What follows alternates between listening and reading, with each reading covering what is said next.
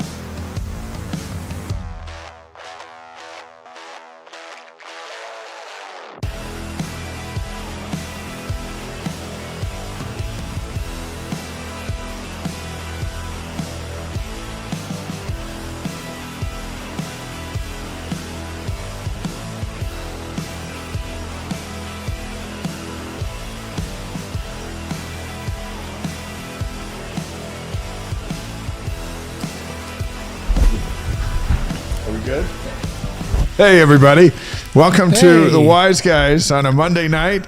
Every now and then there's a false start in a football game. But the important thing is they call a timeout. We get it together. We come out. We run the plays. And we'll take the 5-yard penalty. That's not a problem. We'll take the 5 yards. We're going to regroup because now it's 1st and 15. And you know what? We've already got a bunch of folks in the chat. Was Philippines the first to sign out of the this? gate? Right out of the gate. Glenn, the Philippines. Good to have you with us. Here. Linda Murray, right in here, ready. Glad it's fixed. We're glad it's fixed too, Linda. So we have such a big show tonight as we welcome you to the Wise Guys, the number one BYU sports live stream show in the world. Jack, can we come and get this light on? I think I'm in the darkness. Are you over there in the light? I'm in the light right here. So okay. It's all good. So now here we are illuminating, and then in a moment while we do that, we remind you to follow us on YouTube. We got the link in the chat. There Please you hit are. the subscribe button. Now you're in the light. Hey, I have seen the light. YouTube chat. It's, by the way, all our stuff on YouTube's free. We're also live on Facebook and Twitch and wiseguys.com. Yep, and we're a big thanks to BradyPLUS, our title sponsor. The show is presented by BradyPLUS. Make sure you follow us on wiseguys.com and subscribe to get our weekly email, highlights from the show and all our past interviews, including folks like Steve Young and Brandon Fugel, Danny Ainge, Marie Osmond, Dan Forsman, Tom Holmoe. And how about the head coach of the Kansas City Chiefs, Andy Reid, last week coming on the show with us? It was so fun, and he's such a great human. It's just so fun to interact with Andy, and he was great to come on the show with us for about 40 minutes. Yeah. So the Kansas City Star picked up on our interview. Coach Reid was talking about his favorite cheeseburger. And it had, that's right. And then the Star wrote a story about it. They also included a link to our website, and fans could see the entire interview there. It was fantastic. And we'll have a couple of questions like this one right here. What's your favorite cheeseburger? Let us know on the stream as we move through tonight. You can watch that Andy Reid interview at wiseguys.com. It's waiting for you in its entirety. Yeah, and so when we say your favorite cheeseburger, we mean where's the best place to go and get one? And if you're someplace else, like if you're in the Philippines, maybe it's someplace in the Philippines we should know about, but maybe it's someplace here in the United States that you know about that we should go get a cheeseburger at. Jess says my FHE with the Wise Guys. I think that's sanctioned. I think we're good for that. Jess has family home meeting with his family for the Wise Guys every Monday night. Here's what we got going on tonight. Travis Hansen's going to be with us, remembering the late Frank Arnold. He'll also give us a sneak peek at Russian star Egor Demin, who's coming to BYU. So Travis played over in Russia, so he's the expert when it comes to that, and he'll be with us in just a little while. Yeah, and Keba Keita is the Cougars' new center. I just got to see him at practice the other day. Carlos Iglesias, his American guardian, is going to join us with insights about about his game and how he got here and all that stuff you're not going to hear anywhere else. We just were having a chance while we were having technical difficulties and before we came on to visit with Carlos for a minute. It's going to be fun to have him on and give his story. We'll learn some things as to how this process works, how a kid can go from Mali to BYU.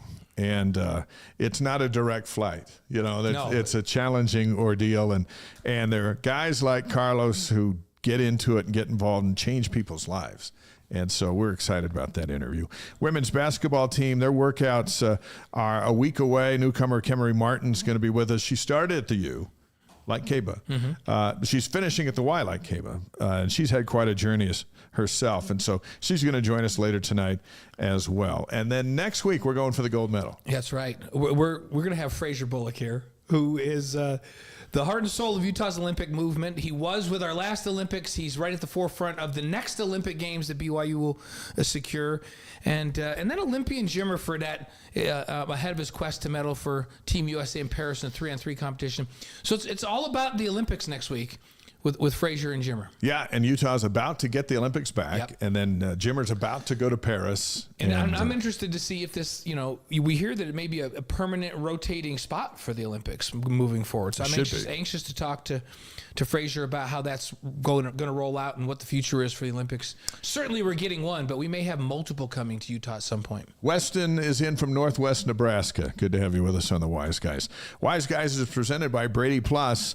BradyPLUS is the largest integrated provider of cleaning, food service, and packaging supplies in the United States. We're going to learn a lot about BradyPLUS over the next year and so on, and we're so excited to have them be a part of the Wise Guys. And in fact, Travis himself, the president of BradyPLUS, going to join us in a few weeks on the show. How about some headlines? Let's do it. We start with BYU basketball. Former BYU head coach Frank Arnold passed away over the weekend. He was 89 years old. Arnold was the head coach from 1975 to 1983. He led the Cougars to the Elite Eight in 1981. He was such a good man. I had a chance to interact with him a little bit. He overlapped with me a couple of years while I was playing football here. He was a basketball coach for 2 of those years. What a phenomenal human being.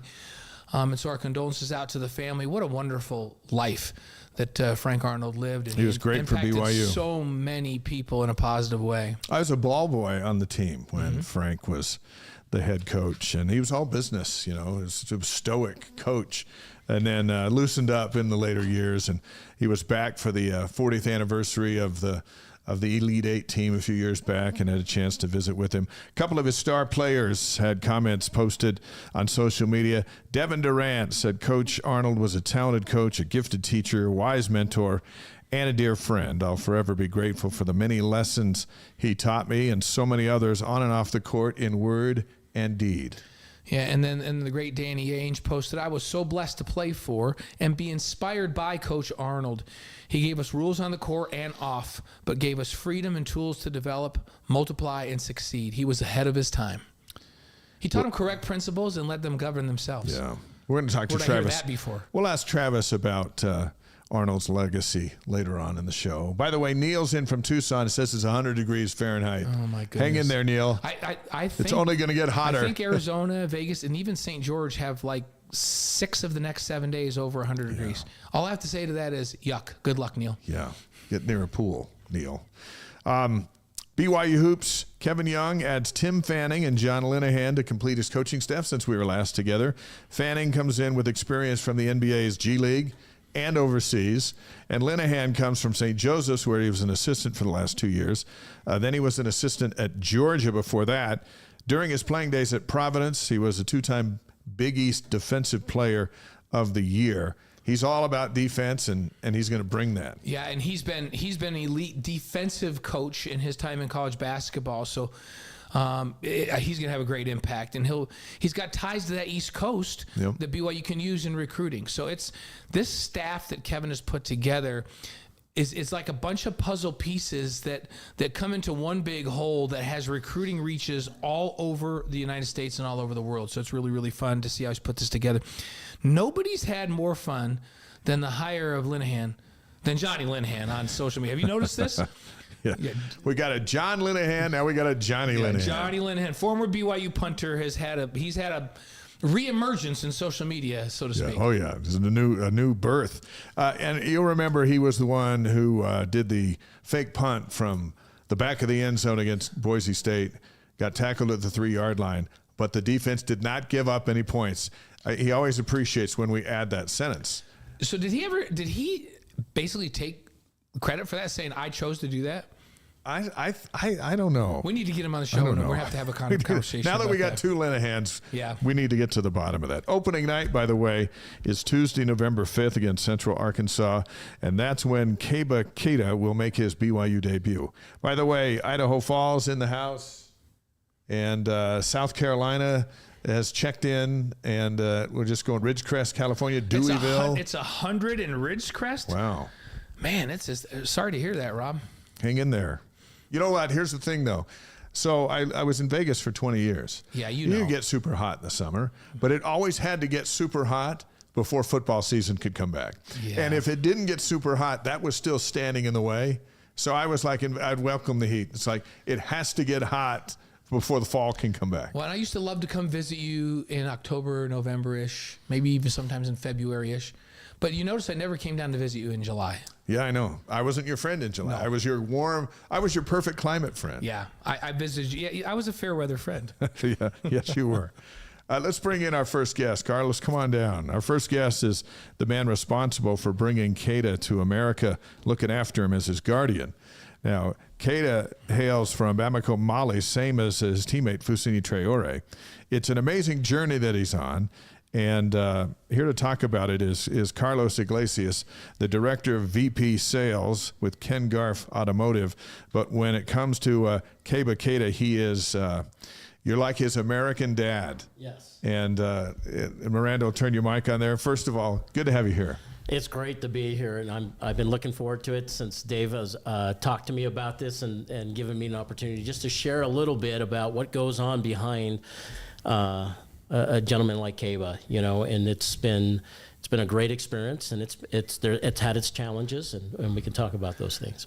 Now BYU, Carlos, recruited Keba before he went to the U, yes. right? So yeah. Was he close to coming to BYU before? I mean, we know we got him now, which is great, but yeah. was he close at all before? Yeah, I mean, there were some times where it seemed like, you know, they were doing a pretty good job of recruiting him, but at the same time, I think BYU was chasing other big men at that time, and so how those scholarships were coming and going at that time, it wasn't is solidified yet for him, and so there was a door opening for other places to come in, and that's how kind of that went down. There's nobody who knows better than you, besides Keba himself, as to how he's enjoying BYU here in this first week and a half of practice.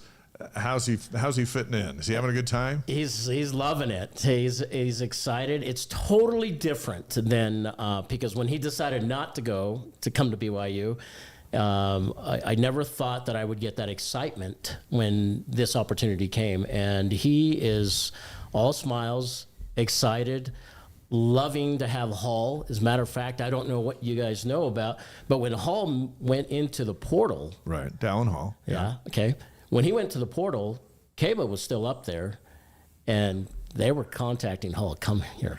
They're trying to get him to the U. Yeah, yes, because Keba obviously played against Hall and loved his game, and so he's excited about the team.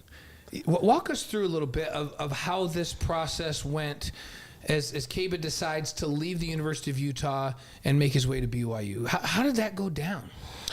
It's so if I can go back a little bit, when we bring these young men, and again, this wasn't our goal. Our goal, it's the Molly Wellness Foundation that Mike Clayton, who is the president and founder of the foundation, and he got me involved early on. And we were just doing humanitarian work, and meaning doing eye surgeries, teeth extractions, all kinds of health benefits. So when this came to us, and then we decided, we'll help out and bring some young men over here. The idea is for them to pick a school, when we get here, and then they're going to be an alumni there. We're not going to bounce around, that's, because the idea is to get a complete education, get that degree. Can you imagine going back to a place like Molly with a degree from the University of Utah, BYU, right, North Carolina, whatever that is, and so that makes a difference in the lives of them. So, I think I got sidetracked. No, on the question. And that gives us the background on. Initially, it's a foundation, and you're bringing kids over here, and you've got kids that can play basketball. And the idea is, hey, if they can get a degree by playing basketball, this is great for everybody. It's great for their village where they're from. Right. It's great for them. It advances their lives. And so that's the initial reason to bring them over in the first place. And the idea is that they're going to go someplace, and they're getting a degree there. And when you say they're going to be alumni, what you're saying is they're going to go, and wherever they go, they're going to stay there. It's not about, I'm going to bounce around and get NIL deals and all this kind of stuff. So that's not what he had in mind to start. No. So and he had a good experience for a couple years at Utah. Yes. But then all of a sudden, coaching changed at BYU. Some guys were leaving Utah. So what was the mindset for Keba, and how did it come about that he ends up down here with Kevin Young and BYU? Well, okay. So when the changes started happening, DeMarlo leaves, one of the assistant coaches. Then Davon Smith leaves, and Davon was the point guard. He was the point guard, right, and just a athletic point guard, and he was doing everything he can. Hey, Keba, I want you to stay here at Utah, because they're a dynamic duo.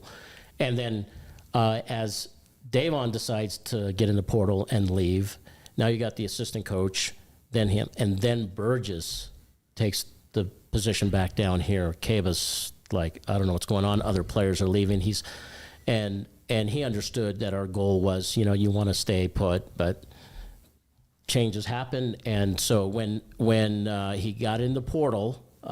So before he gets in the portal, you get a phone call. Word hits the wire that Burgess is coming down here, and he calls you. Yeah. What happens in that conversation? Now you are his American dad. We'll call it that, because his dad's a long ways away from here. Yeah. So you're the trusted one. And you get this call. It's like getting a call from a kid after midnight. There's trouble. Yeah. So he calls me and tells me, "Hey, Burgess is leaving." I'm like, "What?" He says, "Didn't you?" And you didn't think Burgess would go? No, I didn't. We had talked earlier, and I know he's got to, he's got to do the best with for his family. But we had talked earlier, weeks earlier, and I just asked him, "How are things? Are you?" and everything looked good. And then when he calls me and tells me that, and I'm just like, okay, we've put all this effort. I can't make this young man do something he doesn't want to do. And I said, well, what is it that you want to do? And he says, I've got to go in the portal and just see, because I'm a little worried, a little scared. Yeah. And I said, okay, then we'll take that lead and we'll go. And so once he's in a portal, now he's recruitable for anybody. Yeah. And so BYU, how does BYU reach out once he's in the portal? Who is it? Is it Burgess that reaches out? Is it Kevin Young? How does that work? It was a variety of. I can't even tell you which way. Does Dallin Hall reach out? Not to me. 'Cause I know that he wanted him there. Yeah. Yes. There was a lot. I think it was just a combination of everybody asking, in a roundabout way. Okay, so would Keba consider, BYU? And I said, I think he would, but the phone blew up, and I was getting ready to leave for Guatemala. Yeah. For 8 days. Timing's everything. Yes. And so when that is happening and this whole thing's blowing up, Brian Santiago was overseas at the same time. Mm-hmm. And that's so, the associate AD. Yeah. Yes. And we're good friends. We've been friends for decades through the Ken Garff Automotive Group, and then through our, through basketball. And so when I get a call from Burgess, he's asking me some questions, and I said, look, let me talk to Kevin Young. Yeah. I said, before I even have Keba go down this road, because he was a little bit frustrated 2 years ago about the recruiting, how it happened. Right. And so I'll tell you exactly what happened. You ready? Yeah. Yeah, that's the wise guys. You can tell us here we go. exactly what Yeah, happened. It's just us. Okay, so I said, look, Burgess gets Kevin Young my phone number, and we text back and forth for a minute, and I said, okay, look, I've got to get on a plane, and they're trying to get me to come down just to talk to them there, because I want to meet in person, but because I got to look at Kevin in his face. You got to see him in the eyes. I got to see him in the eyes. I've dealt and with. You're Keba's dad here, so it's like I'm his guardian. I'm his dad here. I got to make sure if he does something that I'm giving him the right advice, right? Yes, exactly. And dealing with a lot of coaches and a lot of professionals in business and everything, everybody has to hold a little bit back. They can't, everybody's got an agenda, and I'm not saying that in a bad way. Sure. We're trying to achieve something here. And so I said, look, Kevin, can you meet me at my house at 5:00? Burgess, can you meet me at my house at 5:00? And Kevin's like, heck yeah. Yeah, I'm coming over. And then he doesn't even know where he is either. He doesn't know his way around Provo. And then Brian Santiago, the smart man he is, and his compliance officer, Brian calls me back, hey, that can't happen. Because Keba's now at your house because he's out of school, and it's a dead period, so the coaches cannot. He can go to the. They can't go to him. You can get him, and you can go to the school. That's legal, right? So I'm like, oh my gosh, I got to get on the freeway no later than 6:30. It's now almost 5:00. Because there aren't that many planes to Guatemala. No. Right. And you don't want to miss that flight. No, you don't. So they convinced me. I'm saying, okay, I'm heading down to the Annex building. I've got 25 minutes max. Okay. So I get down there, and Burgess is there, and Kevin Young's there. It's the first time I meet Kevin Young in person. Great guy, really great guy. But I told him, and I said, look, I am sorry, and maybe it's the lack of words. I know we're at BYU, but I'm here to check the BS meter. Yeah. Because I've got to do right for Keba, and before he comes down and talks and does a visit, I got to make sure, Kevin, that what you're telling me and what's available for Keba is real. Yeah. Now, I know you can't commit to, he's going to be the starter and all that. But I need to know that if he comes down here to visit with you, that you're going to talk to him and you're going to be up front and forward with him. Because there's two things that he needs. He needs development, continual development. He's only been in the game 5 years, right? 4.5 years. 4.5. Right. And what most people don't know is he didn't even play in an official ref game until he got here. And Wasatch Academy was not his first school. It was American Heritage. In Provo, interesting. Right? Yeah. In Pleasant Grove. Pleasant Grove. Yeah. Okay. Yeah. And that's a 2A, right. Yeah. And so that was so he's raw. So he needs development. He needs a lot of development and playing time. And so and I asked Keba, I said, what's really more important to you? Oh, he wants to play at the next level, and he wants to win. He does not like losing. And you'll notice that when the first time we lose. It's not going to go over very well. It doesn't go very. Then he is a winner. You know what? We should just not do that then. Exactly. Let's just not lose. He's hard on himself, and because he'll find reasons that maybe it was more his fault than anything else. He just doesn't like to lose. Yeah. And so I'm telling Kevin, I said, so these are very key and critical. And Keba knows what's important. I think my wife and I have done, and Carrie, my wife, she's just been great, very supportive, and it's pretty funny to watch them too. Though my wife is, she's an introvert, yeah. And Keba is an ultra introvert. Oh wow! Yeah, yeah. It was some dynamic dining room conversations. But the two of them talk, right? Oh yeah, and the relationship's great now. But it was rough at first because it was like, what people don't understand. I know we're getting off a little bit, but this is really interesting. Yeah. Muslim men in Mali don't look at adults in the eye. They're not allowed to. It's disrespectful, especially to a woman. Wow. So here we got an introvert mom, a U.S. mom, and we've got an ultra introvert young man that's 6'40", it feels like, next to my wife, and he's just not communicating with her. So that development, took a little while, yeah. But she's been great, and it's been a great, experience for all of us. So these are the things, and when I'm talking to Kevin, I'm saying, hey, so these two things have to happen. Keba knows that there's all kinds of resources out there, a lot of resources out there. And when I say resources, money. Right, NIL money. NIL money. And there was a lot. And we know there's a lot of it that's not. Lots of suitors for Keba, right? But we're talking, Kansas State, Oregon. I mean, we're talking big programs, not just, Wisconsin. A lot of big programs, and, their money is way out there. And you told us, and I don't want to just sidetrack you too far on this because we're still in the Kevin Young conversation, but just moments after Keita's in the portal, a phone rings and you got an SEC school going, hey, we'll give you a $600K right now. Right now. That's insane. Did that part of it blow your mind when the suitors came calling? Yeah. Well, and it's funny though. It happened a few days before. Even before we were thinking about going in the portal. The calls started. Yeah.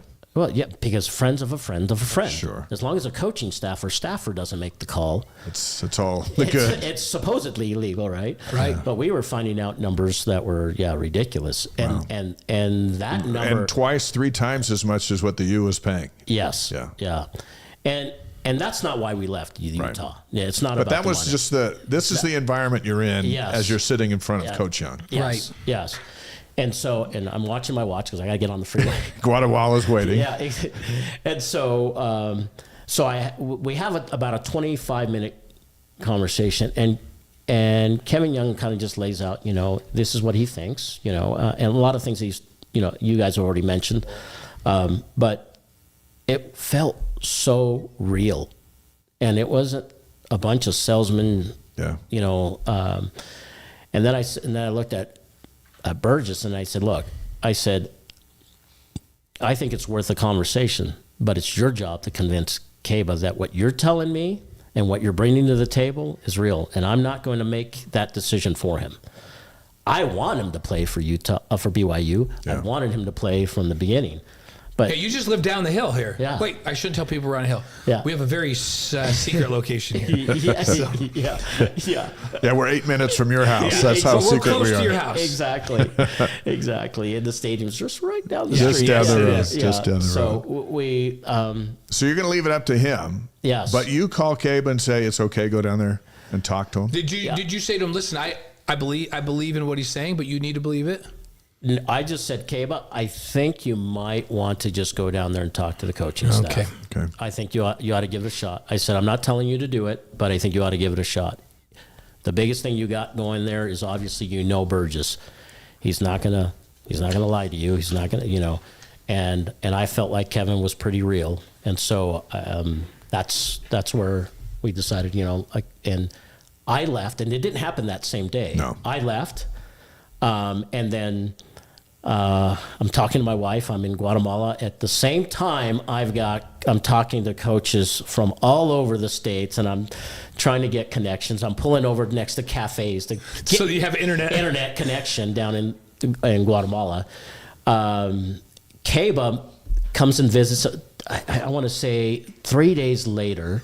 Okay, on his own, without me, and my wife just says.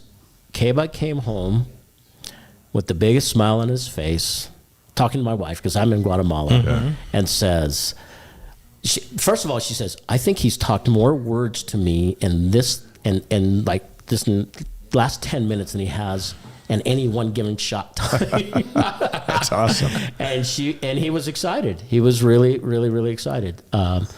And so I said, okay, well, let's figure it out. So just so you know, I asked Mike Clayton, because he's Foose's, guardian, and also the president of the Molly Wellness Foundation. So I asked Mike Clayton, hey, would you start at least helping us narrow this down? Because I'm in Guatemala, and then we'll start narrowing it down who we're going to do visits with.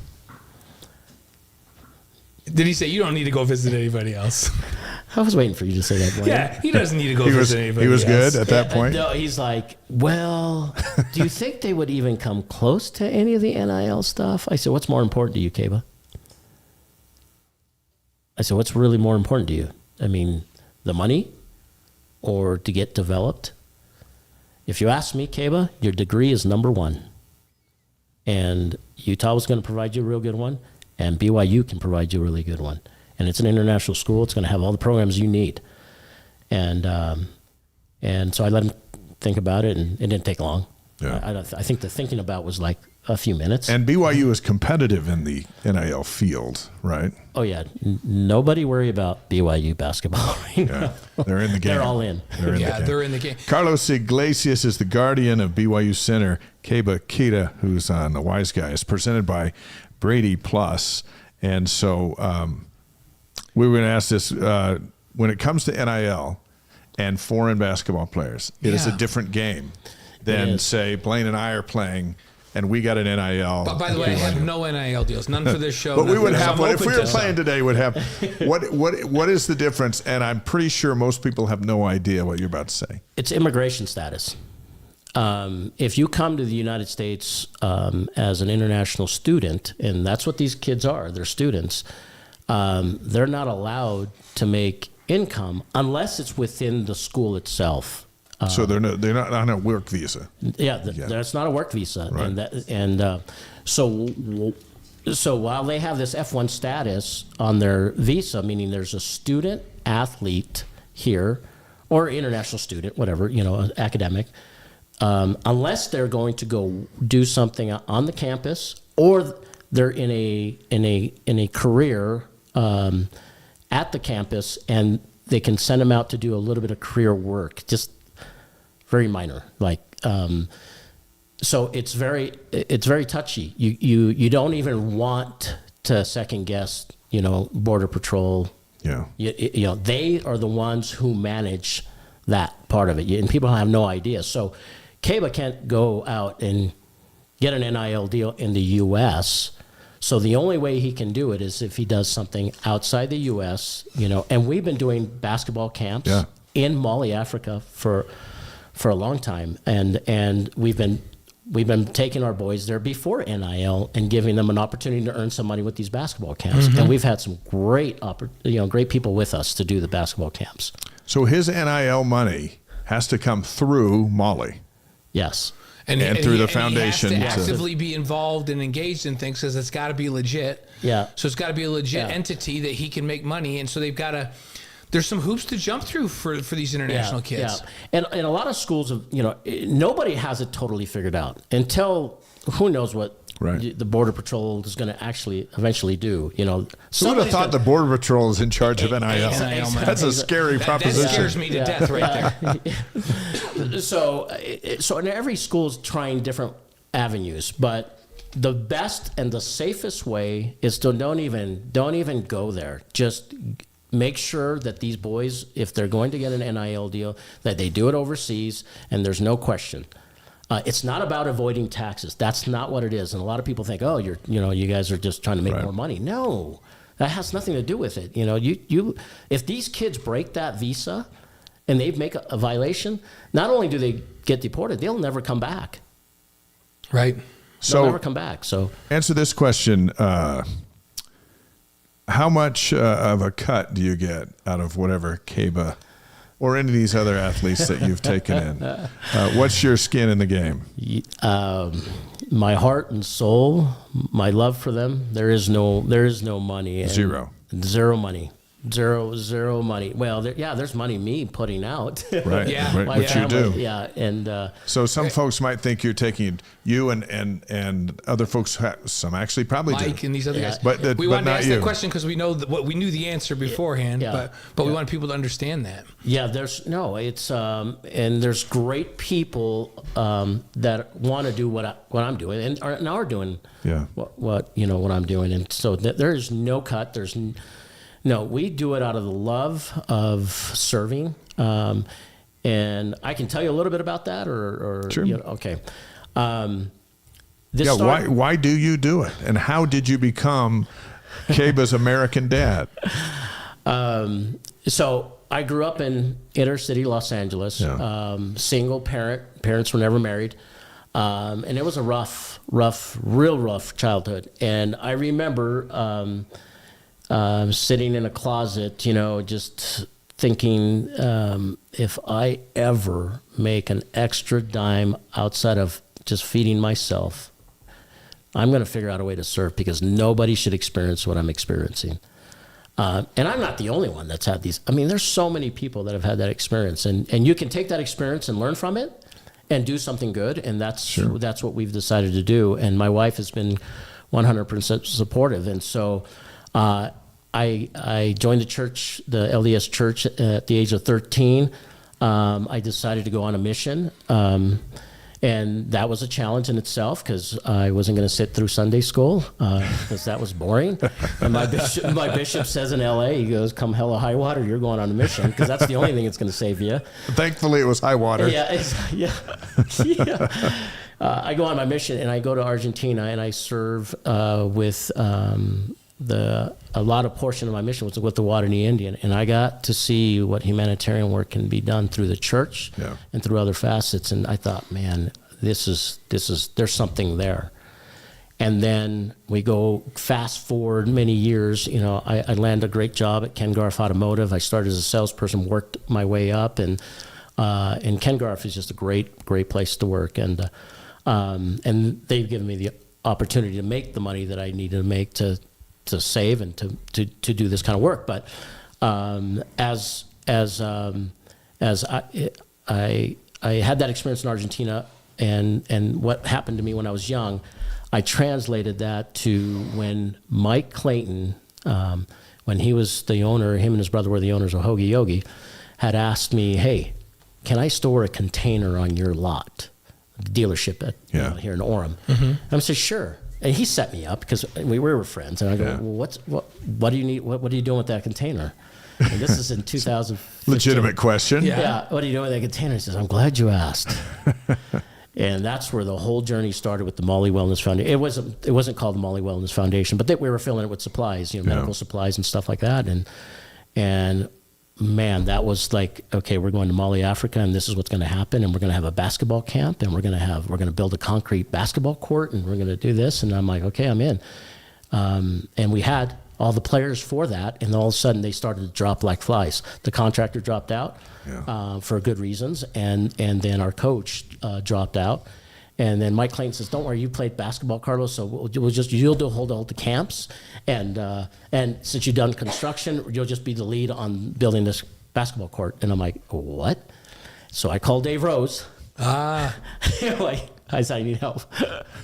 Is it okay if I use Bobby to do a basketball camp?" His director of ops. Yeah, right. Yeah, and Bobby came over. And he brought Fisher, point guard. What's his first name? Chase. Chase. Oh, right. yeah. Chase Fisher. Good memory. It just came to Can me. shoot lights out, by the way. Chase can shoot it. I was going to say Travis Hansen, but he's later in the show. Yeah. So they came and showed me what a camp was going to be like and what I needed to do. And I'm like, I need one of you guys. I really do need one of you guys. And Bob says, I'm in. Oh. And Bob's been with us. Bob Medina's been with us 3 times. Mali, Africa, and. So take us to Mali and Mr. Keita. How do you convince him to trust you enough to give you his son to keep an eye on in the United States, which is a long ways away? Yeah. How's that conversation go? You know, it's when you look at Mali, and at that time when I first went there, it was like the 18th poorest nation in the world. Yeah. And these people are looking for opportunities. Their families are looking for opportunities. He's got a great mom and dad. And they're just looking for something to help, you know, their family and their community, if anything. But I mean, these people are living very, very poor. And so Keba wasn't playing basketball.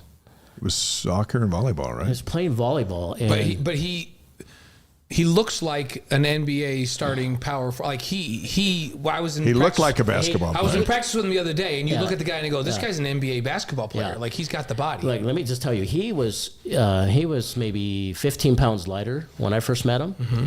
He looked like what you see him, like a 12-pack without a shirt. Yeah. Fast forward a little bit. When I got him at our house, I have a weight set in my room, and when I took 25-pound dumbbells, and I showed him, I said, "This is light." He couldn't even do that, and he looked like a statue. Mm. So he just is gifted, but now that he puts the work in, now he's gifted and the strength matches. Yeah, but he wasn't playing basketball. And so in August, it was, I think in March of 2019 he was done with volleyball, and he was done. And then he tried to go try out for the youth national basketball team. And the coach, his name's Coach Cisse, and he thought he had a lot of potential, but he didn't make the team. And then Keba was trying to shoot and like, doesn't show. And his parents, like, you know, he decided, I'm not going to play basketball. And then he goes home and his parents convince him, you know, just give it another shot. Gives it another shot. And Coach Cisse says, "Hey, you have a lot of potential, but you just don't know the game." And Mike Clayton's going to be here. He's from the United States. He's going to have a basketball camp. You need to go to his camp. And that was in August. Yeah, August of 2019. Mm. And I send you a couple of pictures. Yeah. And Richie's in that picture. Oh, yeah. And Richie's been with Richie us. Saunders? Many times there. And so I met, you know, and I watched him, you know, physically. I'm like, oh my gosh, this kid is unbelievable, and he doesn't even know the game of basketball. But his brother is a professional volleyball player and an elite volleyball player. So you ask, you know, how does this kid? How do you convince him to come? Well, they had a good experience, a very rare experience with Keba's oldest brother, which is he's 2 years older, and he's playing in Italy now. But normally it doesn't happen that way. They go overseas, and Travis can attest to this. A lot of these, I mean, they eat them up, spit them up, and okay, boom, done. And they don't pay them anything. You know, Keba is an athletic freak. His brother is too. He's not built like Keba though.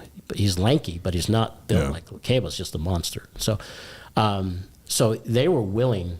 They were way willing to come and say, yes, Carlos, please, Mike, please, let's give him an opportunity. Give him an opportunity. So he comes over. Is the end game in all of this? Is it for them to stay here and be a star and send money home?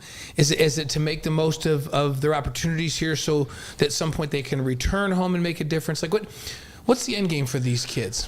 I think we would all like it to be that they go back and do something for their community, meaning with them there, and that's really challenging because they can produce the revenues here, right, and then go back.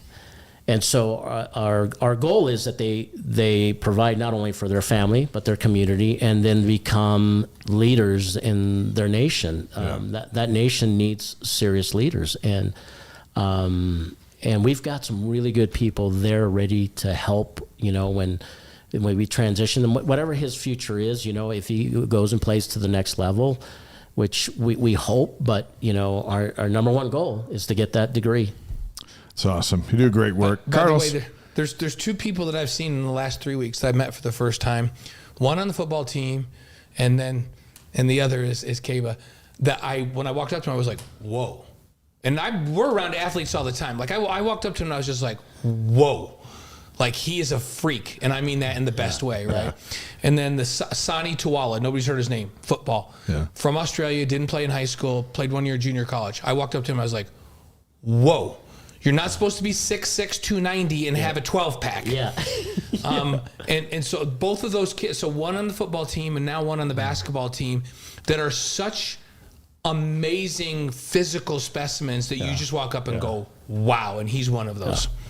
And he jumps out of the gym. I saw him dunk the ball, and his head was right next to the rim when he did it. Oh, yeah. He looked good today. Carlos Iglesias on the Wise Guys. Guardian of BYU center Keba Keita, true transferred from Utah to BYU, 2 years of eligibility to play for the Cougars. Before we get you out of here with 5 quick questions, how eager are you for opening night, which appears to be November 5th against Central Arkansas? How eager are you to go to the Marriott Center and see Keba playing in that game? Oh, wearing blue. Oh, so excited. I never wore a full red shirt when I was up at Utah. Never. It was always gray.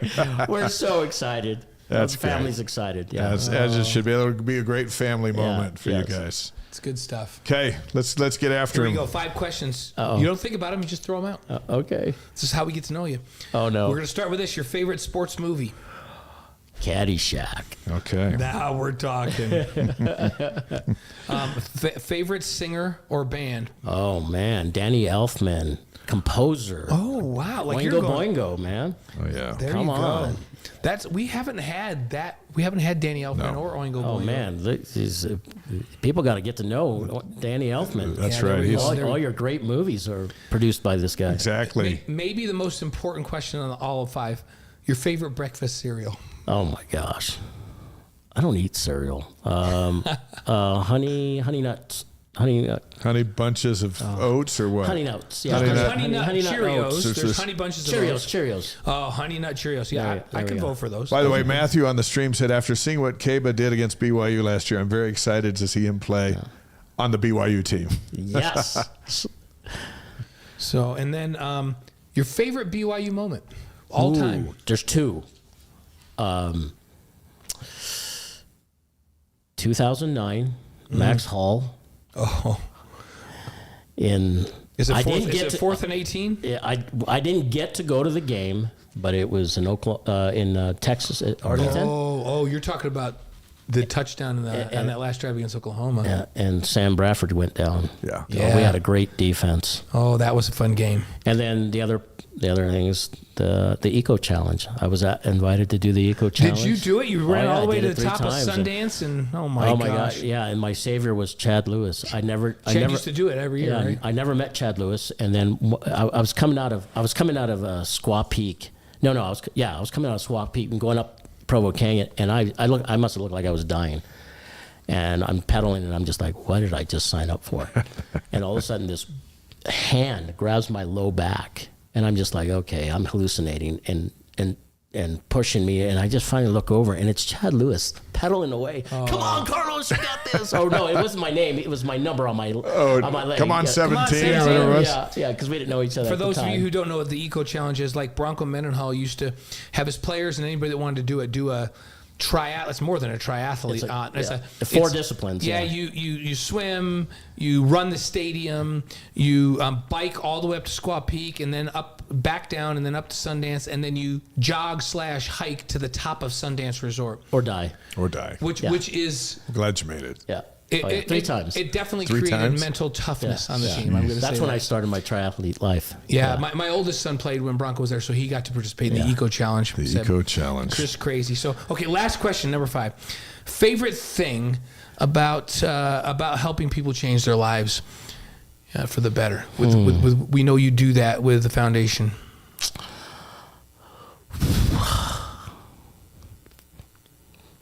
Just making a difference in these guys' lives. Giving them an opportunity. Yeah. You see that in Keba's eyes? Oh yeah. We've already changed his life. I mean, it's just amazing. Yeah.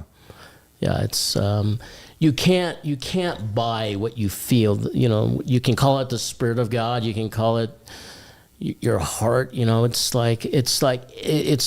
completing the promise I made to myself and to God. When I was a kid.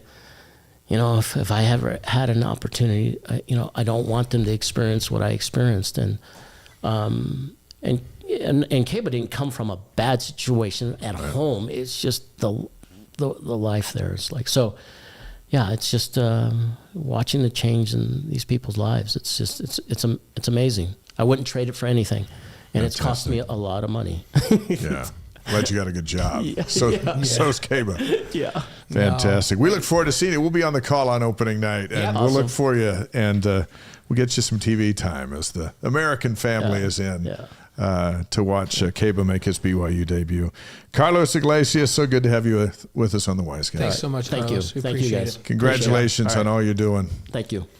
Fantastic. Next week, we're going to go for gold. Fraser Bullock going to be with us in studio. Jimmer Fredette will be with us in studio. And Amber Whiting, women's head basketball coach, will be with us as well. Kevin Gilbride, the tight ends coach, booked for June 24th. You know who else we have booked coming up? Dave Rice. Yes. As the new Salt Lake Community College Can't wait head to coach. talk to Dave and reconnect with Dave. Yeah. And President Shane Reese, President Taylor Randall from the University of Utah. They'll be with us in August, and we're going to have a red-hot summer. Got my buddy Kelly Smith. Kelly Smith's coming. Up. So Kelly Trevor Smith, Maddich the will be with us. The touchdown. Well, think about it. Trevor Maddich snapped the ball that Robbie Bosco received before he threw it to Kelly Smith for the game-winning touchdown pass. We got Kelly Smith coming. We got Trevor Maddich Mark coming. Bellini's coming on the show. Yep, Mark Bellini has some David great catches. Nixon will be with us. It's going to be a red, white, and blue summer. I love that interview. Yeah, and I can't wait to have President Shane Reese and President Taylor Randall,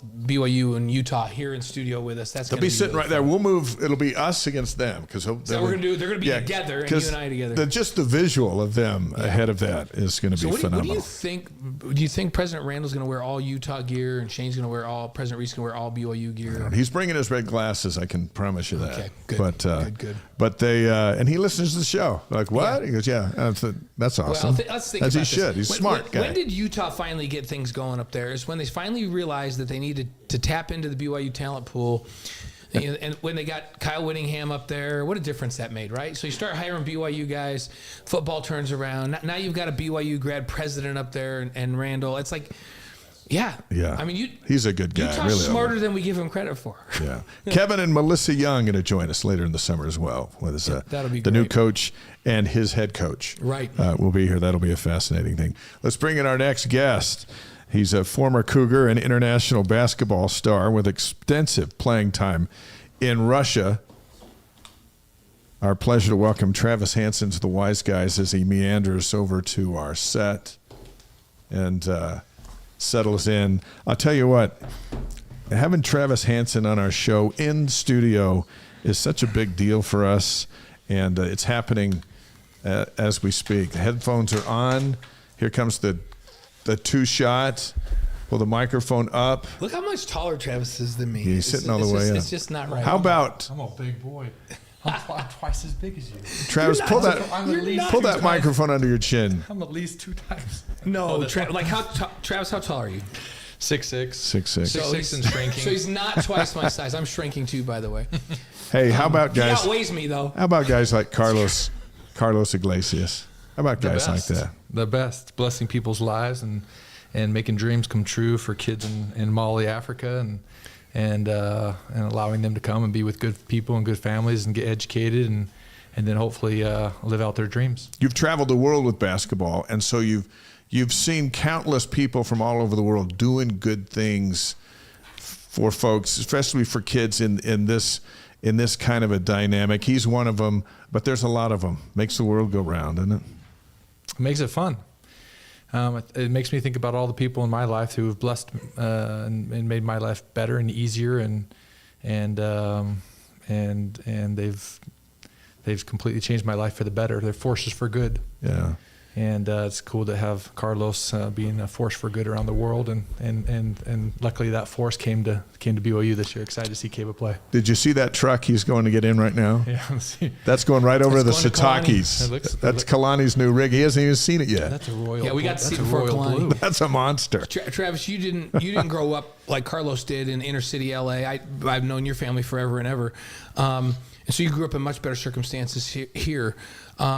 Yet you and your wife have done tremendous things. You played overseas and you made contact overseas, and you guys are really involved in making the world a better place as well. So you don't have to come from a impoverished background to get that feeling that you want to help. You guys have certainly done it. Well, we hope so. I mean, I hope we've done good around the world, and my wife and I mean, it's Jesus, right? It's that light of Christ, or that impression you have to do good, to be kind, to be genuine in your thoughts and your actions. And so, our start off in Moscow, Russia, when my wife was reading Matthew chapter 11, verses 28 and 30, and that mixed with watching a good episode on Oprah. That's a tough mix. Yeah, you go those two together. You mix the Matthew and Oprah. And we started, she had the impression that we weren't in Russia just for basketball, that we were there to do some good. And so we looked and acted and prayed and asked people if we could do good, and what good could we do, and how could we be a part of it. And so it's following that intuition and those promptings that we all get.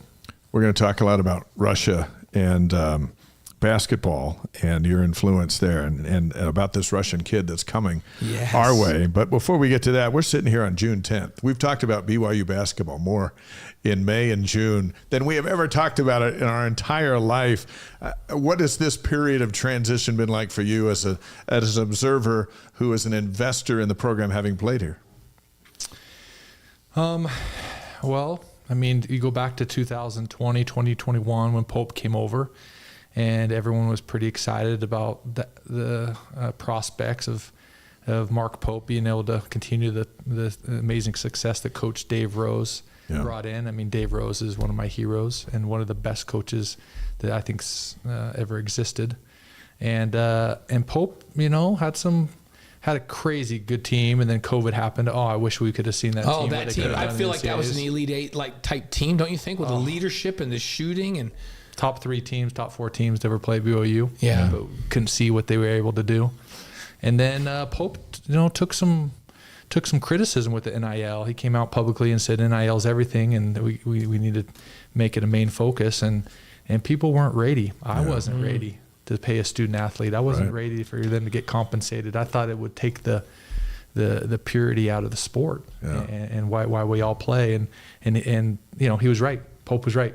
The NIL is important, and that's the future of the game. And I, even like 60 days ago, I remember being on a couple calls trying to advise some young talents in Europe, and I was just shocked that the NCAA game, all men's basketball programs, within the last 60 days are competing with the EuroLeague. The G League is obsolete as far as compensation in kids development. It means something, but besides, if you want to go make money, be compensated to play, you are NBA, NCAAs or EuroLeague, and the NCAAs and EuroLeague are equal and parallel in their competition to land talent. And he's the first. Travis, the first one to really talk about the impact on professional basketball on the show, and you're the first one I've heard really talk about that anywhere, because it really is. NCAA basketball is now professional basketball. These guys are making what professional athletes make, right? It's 100%. With a caveat, of course, that they've got to be in school, but it is professional basketball. And you're okay with that now? Is that okay with you? I'm learning to adapt and continue to accept of what's happening. It makes it just more exciting. I think it's fun. Yeah. I love the game. I love how the game changes. I love how in basketball it's so fun because one coach can be a really big zone guy and another one a really big man guy, and they can both be successful in their own methods. And I think this new wave of innovation and kind of this professional type a game coming to the NCAAs, I just think it's going to be so fun to see what happens and to see the kids continue to have success. Go back to the moment you get word that Mark Pope's leaving and everyone's jumping in the portal to where we sit tonight, Kevin Young and the staff that he's put together and the kids he's attracted and convinced to come back in some cases. Are you just amazed that all of this has happened in the time it took the Mavericks and Celtics to go from the first round to the NBA Finals? Shocking. Unbelievable. And credit goes to I would even go farther back, leaving the WCC and going into the Big 12. Yeah. How amazed and happy I am, and I think most fans are, of first year in the Big 12, how every athletic team has competed and performed. And I give credit to the athletic department. I think Tom Homo and Chad Lewis and Brian Santiago and Liz have just completely done a phenomenal job at, and they're elite and they're world class at what they do. I give credit to Kevin Wordland and Shane Reese and Keith on giving empowering and giving autonomy to them to do their jobs, because everyone was prepared, and that takes a ton of work, and everyone performed, and everyone knows it takes a ton of work to get people to perform at such a high level. And so I'm very, very excited and happy and pleased and grateful for leadership that we have over at BYU. Never before has BYU and the NBA been mentioned in the same sentence at this level since Kevin Young's been on. They keep talking about the connections and the NBA this and the NBA that, and NBA guys are going to come up and work out, and Kevin's saying we're going to get guys to the NBA. Where do you think Kevin Young can take this program? Do his ties to international basketball and to the NBA open up a recruiting bucket that maybe wasn't open before to bring some guys here that are big-time NBA prospects? Well, I think back in the day, it was so hard because Australia had a pretty good pipeline with St. Mary's, and Europe had a pipeline with a few different schools. Gonzaga was pretty good at it, but it was all borderline, is it legal? Can you really bring a kid over? What exactly is happening? And no one really knew. Mm-hmm. And now it's a pretty even playing field where these young talents can come over and they can compete. And then also Kevin Young is different. How so? This is a guy that he's from Georgia, and he's a D2 kid, and he's had to play and had to fight and had to scrap, and it wasn't easy to get to the league. You got to start off. You're not an assistant coach on the bench. You might not even be assistant coach behind the bench. You got to drive the buses and the cars, and you got long road trips, and it's not a chartered plane, and you got to earn your keep, and you got to be really good at every aspect of your job. If it's director of operations, you better be really good. If it's video analytics or video coordinator, you better be really good. And his was development. Mm-hmm. And you don't last in the best league in the world unless you're elite at development. And you don't last in the best league in the world unless you're incredible at communication. And these young talents, you talk about Devin Booker and KD, they're incredible. And so unless you can communicate your method and how you're going to make them better and how you're going to develop them in real time, they'll get bored and they won't be engaged. And he's elite at communication, and he's elite at development. And he spent, 15, 16, 17 years doing this? Yeah. And so this is a guy that came to BYU with 17, 18 years of experience, of relationships, and of skills, and that's what you're seeing. Wise Guys, presented by BradyPLUS. BradyPLUS has over 150 distribution facilities across the U.S. With approximately 6,000 employees. They provide cleaning, food service, and packaging supplies. And we're visiting with former Cougar and EuroLeague star Travis Hansen. It's been a minute since BYU had a player from Europe. Might have to go back to Timo Saralainen in 1985. But here comes Egor Demin from Russia, 18-year-old NBA lottery projection for next spring. So, so much for low expectations. He's committed to BYU, still working on the paperwork. But what does this kid bring to the team? Size, skill, IQ, the ability to disrupt and completely destroy a defense no matter what schemes and methods and blitzes and calls you throw at him. He's been well coached. His parents both played basketball, a highly intelligent, capable, passionate family. And they've made really, really good choices with his development. He's been surrounded by really, really incredible athletes, but incredible coaches throughout. And so they made the decision to move him from Moscow to Madrid at a young age, was not easy. And he's been playing on the junior team, the under-18 national junior team of Real Madrid, the best club in all of Europe. Which you played for, by the way, coming from Russia to Real Madrid. Iconic, ambition, passion. It's just unbelievable type of culture that you're a part of. It's a winning culture.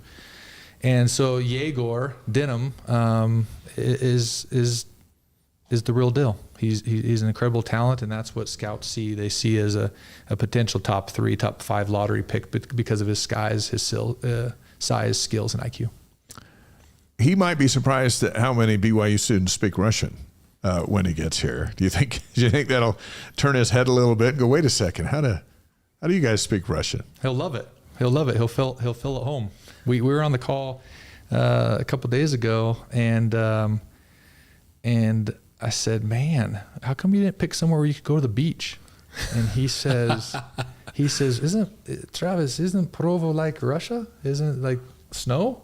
I said, yeah, we have lots of snow. He said, I love the snow. Why would I go to the beach? Nice. This is like going home for me. This is great. I'm going to be going to home. I absolutely love the snow, and all I'm going to do is play basketball. I'm going to be in school, which people don't realize at Real Madrid, if you're playing on the professional team, you don't go to school and all you do is play basketball. But if you play on the under-18 junior team, you are at school all day long and you play a little bit of basketball. Really? So this is a kid that's been, cooped up at school, more academics than athletics, that he can't wait to come, because now it'll be more balanced. He'll have 12, 15 credits, and then the rest of the time he'll be able to hoop it up. And so he's a caged animal waiting to get over here. It sounds like he comes with a ton of discipline behind him, though. Like I would think he would fit really well into this environment based on what he's done. Yeah, he's been really well developed in his family. His parents are awesome, and he's just had really good people around him. And Real Madrid does not mess around unless you're a top talent. You better be a top talent if they're going to bring you in their program and help develop you and spend time with you. How is your Russian in your conversation? Do you still have enough to speak to him in Russian, or how's his English? His English is perfect. Really? His Spanish is even better. That's what I was going to ask. So he speaks Spanish as well, having been in Madrid for a while? Oh, yeah. His Spanish is fantastic, and then he speaks Russian. Я говорю по-русски не очень хорошо. So I speak some pretty good Russian, but we know we definitely go to Spanish and English when my vocabulary. You can literally have out. A conversation with him in 3 languages. Then can you? Are you better in Spanish or Russian? Spanish. You're better in Spanish. Yeah. Yep. So, but your Russian. Hey, that brings me to this. So in 2008. Vladimir Putin gives you Russian citizenship, a red passport, would have allowed you to play for Russia in the 2008 Beijing Olympics, but you decided not to do it. What happened with that? Why not? Well, I did go, and we did train in Italy with the national team. So it was me and Sergei Monia and Andrei Karolinko with our head coach was David Blatt from the Cleveland Cavaliers as our national team coach. And so we went and trained. And then at the very end, I'm American. Yeah. What a choice to make. No one gets to have to make that choice, and you did. It's like, the heck? You could. I'm USA through and through, and I'm grateful for Russia, and they treated me good, and the people there, and they're making some really nasty, hard, tough political decisions right now with Ukraine. It's super sad because we have friends on both sides, and it's tough when your politicians and leadership make really tough choices that affect everybody. They treated me and my family fantastic. But we are, I'm from Mapleton. Yeah. You know, I'm from Orem, but I live in Mapleton. I mean, we are American through and through, and I got a 500 by 500 foot American flag in my house. I mean, we just putting on the Russian Federation jersey just wasn't going to do it. Couldn't do it. I love them, but no, we're American through and through. And at the very end, you had to pull out. Hey, compare Russian basketball with American hoops. How do the styles compare, especially with these younger players? And we'll see one here when he gets here. Yeah, we got to make sure we're saying his name right because we were thinking it was Igor. Igor. Yegor Demin. It's a little quick. Yeah. Demin. Yegor Demin. We'll be the only ones getting it right now. What's the different style between these American and Russian basketball players, especially these young kids? What's the difference between American and European basketball, basically, is what you're asking? I guess so, yeah. I'm like he's going to come having played over there forever. What will folks notice different? I think Carlos said it pretty good about Keba. Is the African kids, the American kids are just more physically talented. They have more physical attributes. European kids and Russian kids that are well coached and been in really good programs, which there's a lot of them over there, their IQ is off the charts. They don't have the physical attributes that they can default or lay on when things get rough. They can't bully their way to the hoop. They have to learn how to play the game the right way. They have to learn to use their shoulders, angles, pick and roll mainly to create their advantage, whether it's a post up. They're looking for advantages constantly and looking for reads. And so they're just smarter on how they play. They're just incredible talents, and they're better shooters because they have to be. And aren't we seeing that in the NBA now with the new wave of stars? I think so. So when you get, because Igor, like I've watched him on tape, he's pretty athletic. I mean, at that length, he'll go down and he finishes at the rim and just throwing it on people's heads. So when you combine that with the background he's had, and then you get somebody that is a little more skilled than the average kid, is that what turns into something special? Because certainly Jokic and these guys are not from Russia, but they're from Eastern Europe. Jokic and Doncic and these guys, they're also very physically gifted, especially for their size. Yeah, I would say they have the advantage of 20, 30, 40 years of history of seeing that at some point there's someone more athletic than you. It's like when I went to Atlanta Hawks, get drafted by Atlanta, show up in Atlanta. We go to practice, and everyone's kind of messing around dunking. And I go down, I throw a 360. I'm like, yeah, man.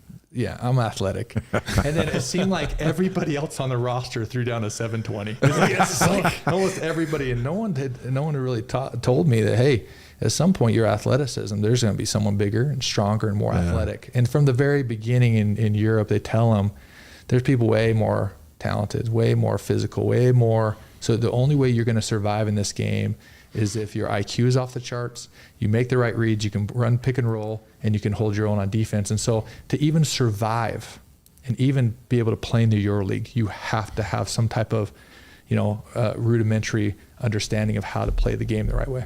How would a young Travis Hansen in his prime match up against Igor, who is in his prime, in a matchup at the Marriott Center? Would you hold your own? We just talked about this, actually. I think it was his dad, Vladimir. His mom's named Natalia, and his dad's Vladimir. And I said, how'd workout go yesterday? It was Saturday. And he said, good. I worked out with Danny Green, former San Antonio Spur in L.A., and he's got a bunch of workouts going. And I said, you a better shooter than Danny? Oh, yeah, I'm a better shooter than Danny. I said, but Danny's old, bro. Of course you got to be a better shooter. And he said, yeah, Trav, that's true. He's old, man. I said, what about me and you? Who's better? And Vladimir goes, I'll answer that. He said, Travis was tougher. He was more grit, nastier, but Egor more talented. so thanks, Dad. Yep, it's probably true. Did he nail it? Vladimir nailed it. Oh yeah, Egor is 6'9" and so much more skilled, and just has more size than I have. But But he's got to learn to be physical and nasty, and it's mostly mental. So we'll work with him as he continues to some progress road venues in the Big 12 will be good for him to good for him. deal with some of that. When we think of Russian players at the Marriott Center, you go back to 1980, the Soviet national team comes in. You were 2. I was at the game. I'm not sure. I think I was a couple of years older. I just remember it. Danny Ainge and those guys were the first college team to beat them. And who knew Russia would play such a major part in your future, far, far away from Provo. And now it's kind of come back around again with their star player coming over. Could you have mapped that out for yourself as a teenager looking ahead? Absolutely not. I wanted to run a business and kind of be a teacher. I just wanted to be around student athletes or kids, and we didn't even think we'd play professional basketball. So playing in the NBA and traveling around the world is just kind of how life goes, and you just work hard, and sometimes good things happen, and sometimes incredible things. And so, it's like I met my wife on the steps of the UVU Institute of Religion building. I was going down to UVU practice and saw this really because you were at UVU before you came to BYU. Correct. Right? Yeah, I was working out with the team and just got off my mission, probably 60 days off my mission, going down to practice. I see this cute blonde going up the steps. Ran into her 7 more times before I had the guts to ask her out. Yeah. And changed my life when we finally went on dates and ended up getting married. So we traveled around the world. We moved 15 times in 23 years of marriage, and we moved back home. There's a nice poem that says, I traveled around the world in search of what I need and came home to find it. And we just love Utah, and we're so grateful. I'm so grateful for BYU and all my friends over there. And then I'm over just trying to be a good person and progress in the gospel, and we get called to serve back in the stake presidency at UVU Institute of Religion on the same steps where I met her. Nice. And so again, whether it's basketball with Egor, a small world, or the gospel, it is a pretty small world.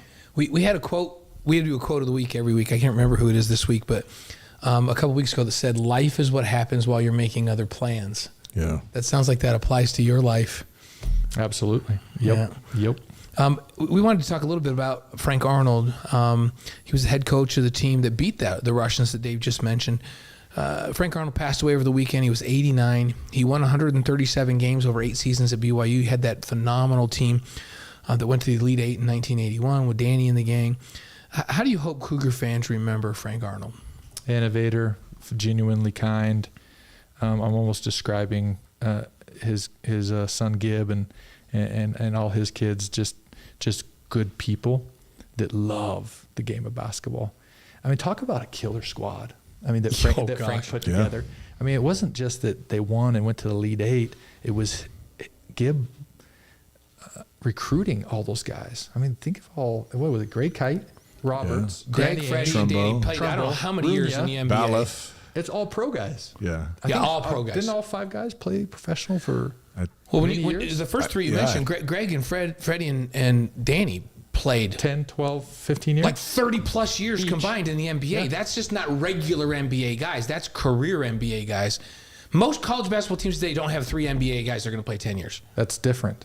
And then you had Trumbo and Runia who played, overseas. And Runia could have played longer. Oh, yeah. And Trumbo became a star over there. I'm convinced that met his wife and changed his life. If Steve wanted to have a role and play in the NBA and just let me go get 15 boards a game, I think somebody would, but he wanted to do what he did. He chose to go do that. I think he could have made his way on a roster in the NBA, just a rebound. Yeah, and so I think you look at these coaches and think, okay, what's their record?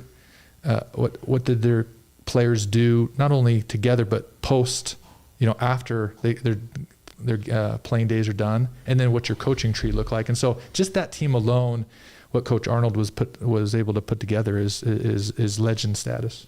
Yeah, people ask us all the time, the most talented team in BYU history, and I always go, woo, let's go right back to that one. And for what happened afterward, I mean, there's been some phenomenal ones. The one that you just mentioned a little bit ago that didn't get to play during the COVID year was a really talented. So many good teams have come through, but just pure talent, that was an amazing team that Coach Arnold put together. Yeah, I look at some of the teams. We've had some amazing teams in Cleveland, Rose, Liddell Anderson, Roger Reid era, Arnold area, and then even Pope. And I like to look at it like what they accomplished, but also what did those players do afterwards? Yeah. We just had Jeff Chapman stay with us. His girls were here at elite camp, and they stayed with us for a couple of days. I think about that team with Michael Smith and Jeff and Andy, and man, there's been some talent that has come through this program that's been really fun to watch. Did you come prepared with your homework assignment that I sent you? Cereal. My dad said you guys. No, not your cereal. no, We've already done that one. Remember we did that. So Travis Hansen's with us on the Wise Guys, presented by BradyPLUS. You started 71 games during your BYU career, averaged 13.2 and 4.8 rebounds, played in 2 NCAA tournaments. All of that makes you an expert at revealing the top 5 basketball teams of all time at BYU. Remember, that was your homework assignment. Top 5 teams. So we'll go 5 number 1's easy. to 1. Let's go 5 to 1. And by the way, and we could, you know what? Your tournament teams that you played on, you were on a very fun, very talented couple of teams. Yeah. The Marriott Center had 22,000 fans in there just going nuts. Yeah, I would say, what year was that? 2000, 2001 would be my number 5. Yeah. Terrell Lede, Trent Whiting, McKelly Wesley. I mean, just what they were able to accomplish, during that season after. I mean, they can play. They were really good. It'd be tough to beat those guys. Yeah. Talk about physical. You talk about Igor has to get more physical. When I think physical, McKelly Wesley comes right in my head. I don't know if there's been a more European big guy than McKelly. His ability to draw fouls and IQ and hit that top of the key shot. McKelly was so good. Yeah. Wasn't that? And last time you were on, we talked about it a little bit. Just to lighten up the Marriott Center against the Utes. Was there any better feeling for you as a player? Never. It's just awesome, wasn't it? Never. Just awesome. I remember those games. It's like you were a rock star down there. So and that's that you were also a surfer and had your beach hair and this and that, and just put on a show. And then people still love you for that. Anytime you can beat the Utes, especially at home or at their place, was a good day. I remember even playing against one player. I don't want to say his name because I really like him and love him. But he was shooting a free throw. I said, "Man, Marriott Center, 22,000 people. Hope you're not stressed out." Air ball. I'm like, bro, come on, man. He's like, dude, you're scaring me. It's like a scene out of Hoosiers. Yeah. You went right in there, got in his head. It was. I don't know how anybody can shoot a free throw into that student section in the second half of games now with all that nonsense going on behind there. That's nuts. So, I know you got to be focused, but it's distracting. It's tough. Mental game. And there's numbers to bear it out. Having that student section there, teams do not shoot as well in the second half against BYU into that as they do in the first half. I told Egor this. I love you no matter what. You can play wherever you want. We'll cheer you on. I want what's best for you and your family. But I've played, man, I think about every good arena in the world. Played in the NBA, played in all the arenas. Played in Europe, played in all the arenas. Played in college. Besides playing at Duke, although I've been there, I mean, it's a pretty special place. Played in all the arenas. Or been to all the arenas and seen games. I promise I don't think there's anything better than the Marriott Center. So but if you come here or don't come here, you better know the thing's sold out and fans are coming. And so why not? And by the way, we never had that 6'9" point guard in the history of BYU basketball. But that's true. There's no place like the Marriott Center to play, in my opinion. Yeah. I've never been anywhere that's better than the Marriott Center. It's been really interesting for Dave and I doing this Big 12 package for ESPN Plus to talk to opposing coaches, especially after they just go, hey, we're the Big 12. Like even the existing teams, we're the Big 12. This place is unique and special in all of college basketball. They recognize that. It's different. Kemery Martin of the women's basketball team is going to join us in just a couple of moments. We're finishing up with Travis Hansen. So number 5 is the 2000-2001. What about number 4 of the best basketball teams in BYU history? Oh, man, I don't know. There's so many good teams. I'd probably say I really liked Pope's last year, or his first year. I think that COVID year with Haas and Jake Toulson and Yoli, I think they're really special. I would have liked to see what they would have accomplished, and I'm willing to bet they would have won at least 1 or 2 games in the NCAA tournament. They're too veteran, too smart. They've been in my house, and TJ and Tyler and Jake Toulson playing, and they're really, really, really special players. Yeah. I can't imagine them not being able to go deep into the NCAAs. Yeah, that was a shame. Well, now you're down to 3. So now that's 5 and 4. Third one would be which team went to the second round of the NCAAs? Jimmer's year.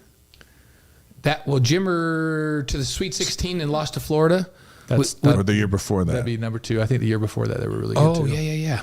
I hate that. I don't want to give them 2 years in a row, but they probably deserve it. Really? I want to go with like Liddell Anderson, 81 when they went to the second round, or Mike Smith's group was pretty Mike good, Smith's group. knocking on the door of number 1. Smith's group. We were talking to Coach Cleveland and to Coach Rose. They've both been in here, and they both talked about those 2 years with Jimmer, and how going to the tournament was learning, and then to go and win a game, they learned, and then that's what allowed him that last year with Jimmer and that whole group to go to the Sweet 16 and lose in overtime to Florida without Brandon Davies. That was a Final Four team, maybe, with Brandon, but is the world ready for Jimmer Mania at the Olympics?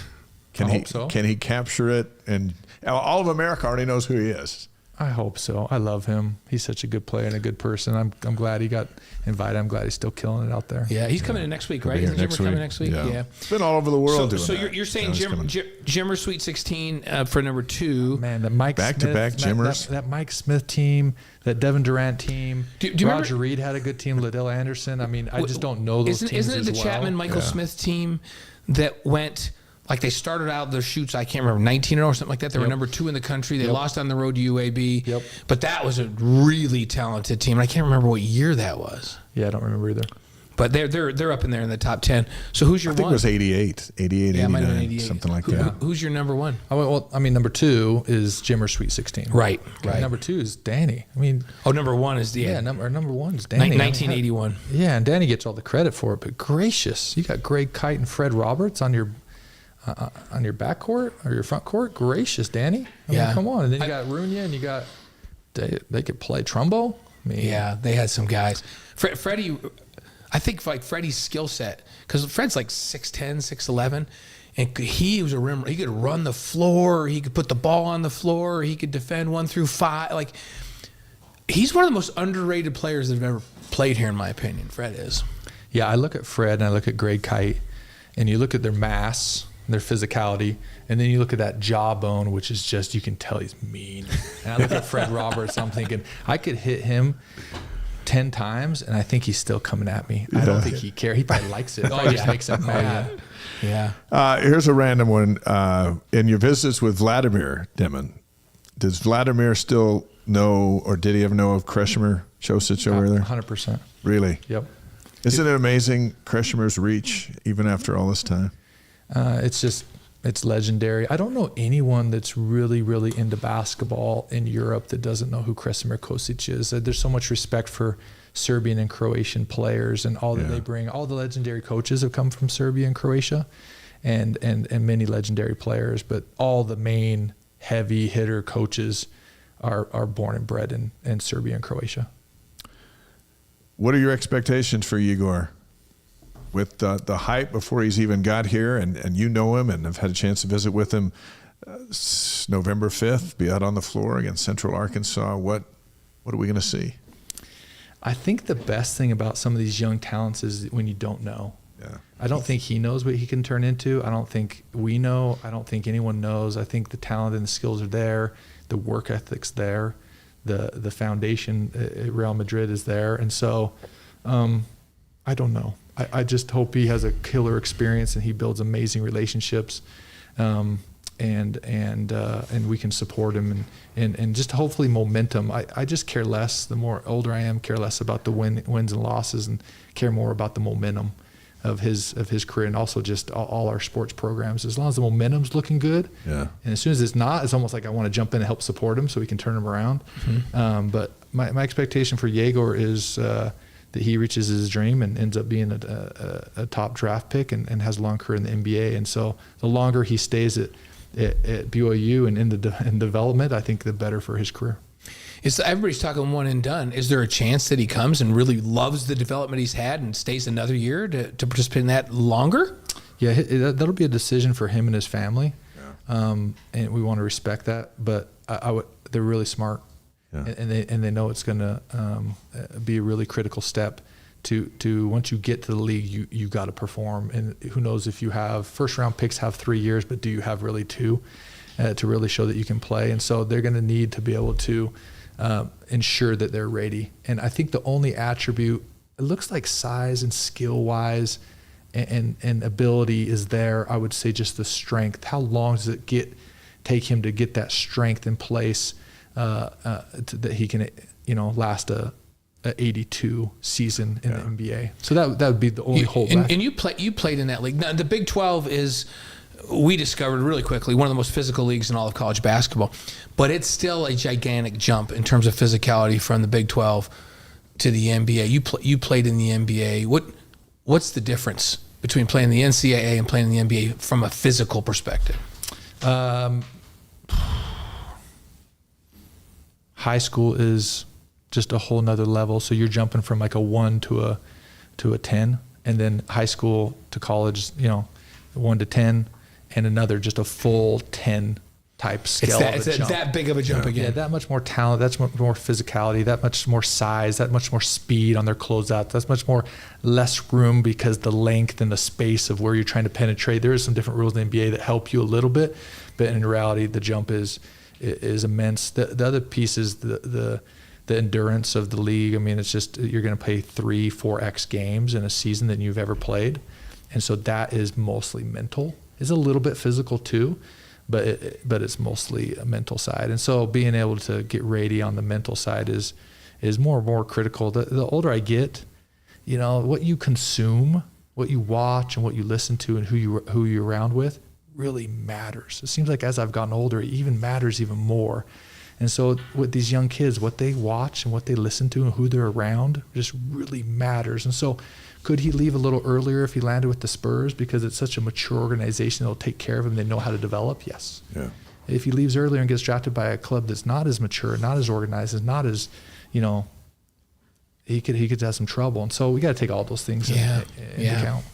The great Travis Hansen, thank you so much for being here. Appreciate your insights from overseas and from down the road, and of course we've watched you play, called your games.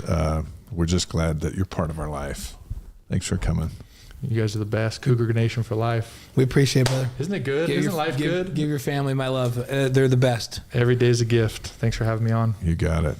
And Carlos Iglesias still with us. So he's Keba's guardian. So are you going to be Egor's? Are you going to be in charge of Egor when he gets out here? You going to be his dad over here? You gonna take that on? I got 5 kids. I got too much responsibility already. I mean, Vladimir. I will be Vladimir's. All right, I call him Vladimir because that's his dad's name. Yeah. Vladimir Jr. I will be Egor's fan and advisor. He's his guidance counselor. That's good. Guidance counselor. He's Egor's guidance counselor. I'm happy to help all the kids at BYU. I love them all. When you were just describing the difference and all those things in the NBA, I don't know why. In my head, I flashed, man, now I really have even more respect for John Stockton. How did somebody with his stature play that many years at that level? Like, he has to mentally and physically just be so. It's crazy. It's the difference. Like when you look at Egor, you look at Luka. How do you teach the killer mentality? How do you teach the non-emotional? Yeah. Jimmer had this. Jimmer wasn't real emotional, but he was just a killer inside. How do you teach someone to mentally just be locked in all through their career and after every possession? And John Stockton had that mentality, man. He was tough. Yeah, that's awesome stuff. Thanks so much, Travis. Thank you. We'll see you at the Marriott Center. We'll feel like it's just around the corner here by the time we get there. Travis Hansen with us here on the Wise Guys. Awesome stuff. Our next guest knows all about BYU women's basketball, and she's chosen to bring her talents to Provo for her final year of eligibility and just in time for BYU's second season in the Big 12. A pleasure to welcome Camry Martin to the Wise Guys. We apologize for making you wait this long. We've had some great conversations tonight, but we welcome you to the show. We welcome you to BYU. How you doing tonight? I'm doing good. Thanks for having me. It is so good to have you here. Let's start with a couple of key dates. August 17th, that's the big one. When your wedding is scheduled, and we're going to talk about that in a moment, but give us the scouting report on the groom, which I believe is Brandon Congdon. That's right. He's from Spanish Fork, Little South. He played basketball as well. He played in high school, and then he went to Everett College for a little bit and played a year. And then right now he's just finishing up school at UVU. So, Kemery, if you and Brandon have a free throw shooting contest, but it's like, this is like serious business. This isn't like best of 10. This is like you're going to shoot 100 in the gym. Who wins that? See, that's a tough one because we're both shooting guards on our teams. I'd put my money on myself, but I know he'd probably put money on himself too. So it depends on who you're asking. I'm going with you. We're asking you, so we're going with you. How did you two first meet? So in high school, he actually saw me play against his team, kind of reached out after, and then we'd hung out, and then kind of just went our ways, and then kind of rekindled right before I transferred to Cal. So it's been a pretty nice 2 years. So how was he with this whole idea of you playing your final year at BYU? Was he all in on this? Oh, ecstatic. He loves it. He's so excited. How come? He's been a BYU fan for quite a long time. He's definitely grown up being a BYU fan, so he's excited to rep some gear. So the wedding's in August. I know your first full practice with the team is next week, and Coach Amber Whiting's going to join us. I believe it's a week from tonight, is it not, or is it a week from tomorrow? I think it's a week from tonight, first full practice for summer. And we're going to talk about your roster here in just a little bit, but there's that, and then there's the wedding, and then before you know it, you'll be in full fall practice and all that stuff. So life's about to pick up the pace a little bit, isn't it? Oh yeah, I feel like it never is slow, but yeah, for sure.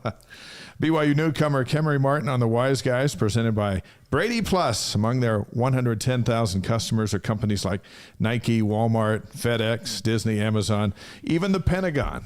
But they don't build tanks. They're all about peace. Yes, that's exactly right. They Let's just go to take care of their facilities. There's some other interesting dates we want to go to, Kemery. Let's start with this one. We want to talk about this. January 31st, 2019. We're going to take you back there. You're at Corner Canyon, and you outscore Brighton all by yourself. You had 47. The Bengals had 35. You guys went 80-35. I'm taking it you were feeling it that night. Take us back to that. What's it like to be in the zone like that for a game? Oh man, feels like such a long time ago. No, that game was super fun. So little background behind that game, that day actually we had to put down my dog. So super sad already. And then going to that game, I don't know. I guess I just wasn't really like focused of like, oh, I have to this. Like I just went and played basketball.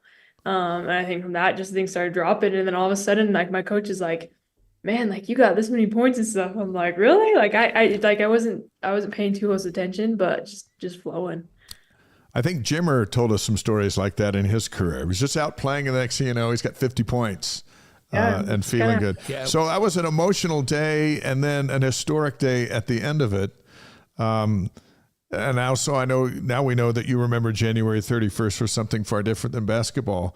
But man, outscoring a team. That's impressive. Yeah, that is amazing. That's the definition of being in the zone, I would say. Coming out of high school, ESPN gives you 5 stars. Deseret News names you Miss Basketball for the state of Utah. You're the Gatorade Player of the Year. You sign with the Utes, and then life happens, and 2 schools later, you're here at BYU. So what has this journey taught you about yourself? Oh, it's a ton. I mean, I think even the sports world, it's just the business side of it and being so young and having to choose, those big steps for your future, at a young age can be a little frightening, I should say. But no, definitely learned a lot. I definitely, basketball, it's a roller coaster up and down, physically, mentally. I've been able to meet a ton of great people along the way though, so I'm super grateful for that. I still love my Utah teammates for sure, still keep in touch. But yeah, just like I said, it's a business and just like a job. If you're not enjoying it, you kind of got to find something else, what you kind of fit, where you fit better and things like that. So yeah, learned a ton for sure. Hey, we asked Coach Whiting to describe your game. She said, well, she's a 3-level scorer. That's the first thing that came out. In your 64 games at Cal, you shot over 35% from 3. So is that your favorite spot to shoot from, or what do you like most about your own game? Yeah, so I agree, three level for sure. 3-pointers, growing up too. Like that's just kind of what I was kind of that shooter. And I think in the systems that I've been in, like that's kind of what I've been, my position, my role is to shoot the ball. But yeah, like I don't mind it. Of course, getting 3 points is a great thing. So yeah, I'd say it's probably my favorite, but I also do love the pull up. So what does Amber talk to you about? Where does she talk to you about fitting into this offense? What's she wanting you to do as you come in? Yeah, so this year she's talked about kind of more having a 4 out, 1 in. She kind of wants, guards to create and things like that. And for me, like just being able to come in and do that and, come off screens and, hit the pick and roll, read the screen, like read the pull up, just different things like that. Just being a playmaker and having the space and freedom to do it. We've had a lot of folks on this show, and Blaine and I have called a lot of games. Yes, we have. I don't know if we've ever come across the first name of Kemery. Where does that come from? My mom had a friend in high school with this name, and she just always loved it. But that's it. That's enough. That's enough. Camry Martin on the show tonight, earned her sociology degree from Cal, now playing with the Cougars. It's an interesting roster that you have once you consider Canadian star Delaney Gibbs coming in, 3 other portal transfers along with returners, including Amari Whiting. So what do you think of this group for year 2 in the Big 12? Yeah, I mean, I'm excited. I still haven't fully met everyone on the team yet. I'm sure I will a week from today with summer workout starting. But with the pieces I have, and I think it's too like we got to get going on the court to kind of fill it out and see how we all can play together. But I've heard great things about all of the newcomers and stuff like that, so I'm super excited. You just got 1 year to take it all in here at BYU. What do you hope to get out of your BYU experience? I want to just have that freedom to play my game. And then what I'm super excited is just to have family and friends be able to like experience this last year that I have, playing college ball.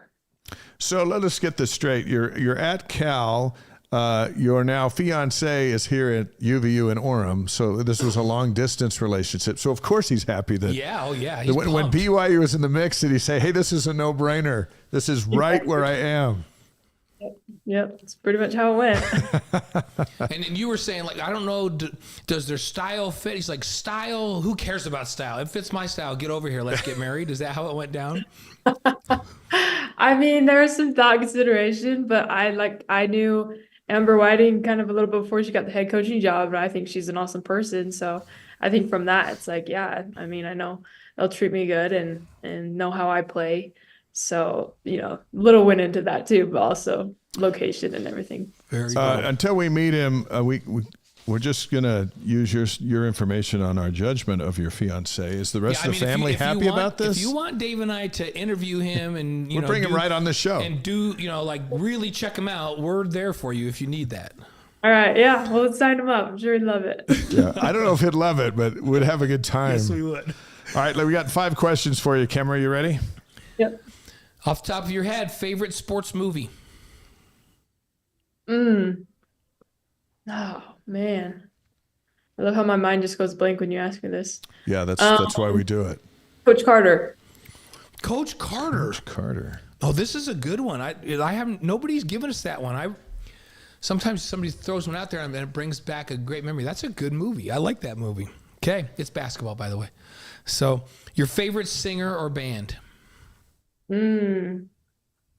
Favorite singer. That's a tough one. I like a lot of people, but right now, off the top of my head, Brett Young. Country. Yeah. Big Country. Who was on last week that was Big Country? Let's see. We had one of your teammates on 2 weeks ago. One of my old teammates? No. One of her teammates. One of Kemery's. That's right. Mariah Hudgens. Yeah. Whatever you do, don't say anything bad about Taylor Swift. Yeah. Just go in cool. I've on noticed that. Oh my gosh. Yeah. Like there's just some, go in cool there's on some that. Taylor Swift aficionados on your team, so just know that when you go in. Actually, if you want, you'll have to come back and report on the show. But if while you're together as a team for the first time next week, if the first thing you say is there anyone more overrated than Taylor Swift? Oh. And then just let us know what happens. I want to know how that goes. So. Yeah. They're going. Actually, Dave and I admit that Taylor Swift is unbelievably talented, so we can acknowledge that. So, okay, very important. Your favorite breakfast cereal? Let's see, Honey Bunches of Oats. Honey Bunches of Oats. That one has been mentioned several times over the couple of years of this podcast. So, yeah. All right. Your favorite sports moment of all time? Sports moment. You know what comes to mind is let's see, not this past season, but the season before. We at Cal, you know, our record wasn't amazing. We didn't have too many wins, but it was senior night and we were playing USC and they were super tough. They're super good. And I remember just going into that game and we had a bunch of alumni there too. So, you know, they kind of gave us a pep talk, but we just went in and played like the best team basketball I think we ever did. And it felt so great. And then after we just had one of our post players just like grabbed the ball and threw it in the air and she was like jumping up and down and, you know, cameras were everywhere. So yeah, it was a great feeling. Just being in that environment and having it was pretty full too at that game. But so yeah, I think that big win versus USC on senior night. Awesome. Nice. And the last one, favorite piece of advice from your parents? It's Jeremy and Tony, right? Yes. So favorite piece of advice from them that you've ever gotten? So the one that's always stuck with me, because I was told this at a young age, was my dad always told us, control the controllables. And what you always can control is your effort and your attitude. And I think that goes into just basketball, not more than just basketball. So I've held on to that one for a long time. Effort and attitude. You're in control of it. Nobody else can dictate that to you, right? That's good stuff. I love it. That's some good advice that you can pass on to your fiance, you know, before you kick this thing off. Yep. Right? That's awesome. Hey, you get to play the Utes twice as a member of the Big 12. Will that be a little different for you? You know, I got to play them, you know, being at Cal in the same same conference, Pac-12. But yeah, I think this is a little different because this is a lot different. Come on, this is a lot different. True. No, I'm looking forward to those games for sure. I think they'll be really good. Yeah, honestly, Camry, we talk to people and they try to downplay. Oh no, we have rivals in the Pac-12, and they're like, who is it? Well, that's interesting that some people say, well, it's Colorado. I'm like, no, it's not Colorado. Well, it's USC. It's like Cal has a rival. It's Stanford, right? Yeah. Big time. That's a big time rivalry. Utah and anybody in the Pac-12 is not a rivalry. Utah and BYU is a rivalry, and it's back. You know, you grew up with it. Is that going to be fun?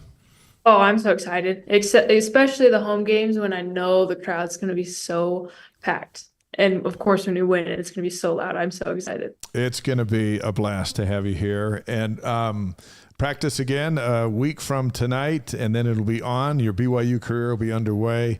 We wish you the best of luck in August, and then we will be happy to see you courtside at the Marriott Center for year 2 in the Big 12. Thank you so much for being with us.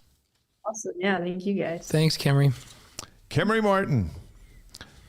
She's one of this group that Amber Whiting has assembled that brings that experience and some muscle and some scoring, which, let's be honest, they struggled with in that first year of the Big 12. Yeah, and Travis talked about, the big jump from high school to college. A lot of it's about toughness, mental toughness, and physical toughness. And I love the additions that Amber has made with this team for both. That experience brings mental toughness. And then she's bringing some players that know how to play physical. So it's going to be fun. And a bunch of shooters. Yeah. A bunch of shooters. It'll be really fun. We're going to have a few more of the newcomers on the show here in the coming weeks, and we look forward to that. Let's do our Cougar Board question of the week before we start to head down the home stretch. We still have some football news to share. Mm-hmm. Cougar Board, one of the largest online communities of BYU fans, thousands of posts daily. A lot of them like us, and some of them don't. Yeah, it's all good. We just roll with it. Everybody can have their opinion. The question today comes from SJS, one of their insider subscribers. By the way, someone, speaking of people, which are fascinating, someone tweeted out or something I saw somewhere on social media. I had an article come out this last week, and they said, I'm glad Dave McCann's a better writer than he is a sports broadcaster. And I sat there and I thought, all right, thank you. And then you just move on. Was that a compliment or not? I decided to take it as one. You have to, like... But hey, yeah, people are awesome. It's all good. Hey, you know what?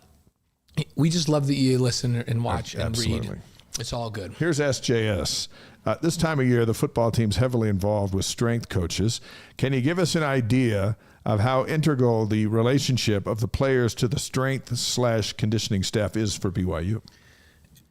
I could make an argument that the strength and conditioning staff is the single most important entity to success in a football program, because the strength and conditioning staff spends more time with your players than the coaches actually spend with them, and are more involved in getting them ready to play physically and mentally. And when the coaches have them during the season, the coaches are off recruiting a bunch, and they're kind of turned over. And when they're in town, they go lift with them and watch them.